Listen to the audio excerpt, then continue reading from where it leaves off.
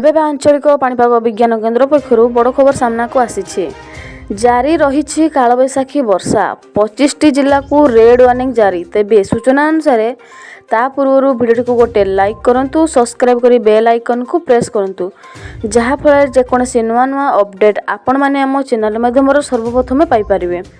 Dairy नक चलतु खबर पर नजर पकाइबा। राज्य में जारी रही कालबैशाखी वर्षा। राजधानी में देखा मिली कालबैशाखीर तांडव सांग को धूलीझड़ सह प्रबल वर्षा। कालबैशाखी नहीं 25टी जिला को रेड वार्निंग जारी कर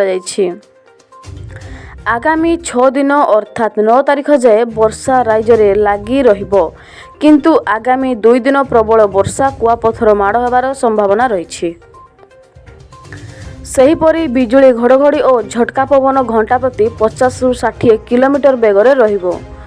5 तारीख में वर्षार परिमाण कमिले मध्य बिजुली घड़घड़ी रहिबो।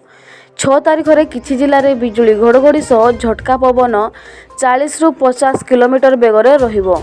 असंभाल गरम सह गुलुगुली जारी रहिबा सह आगामी 6 तारीख जाए जारी रहिबो कालबैशाखी वर्षा। परे राज्य को पुणी फेरिबो प्रबल ग्रीष्म प्रभाव बोली सूचना देछि पाणीपाग विभाग। एही भली पाणीपागर अपडेट पाइबा पई चैनल को सब्सक्राइब करंतु।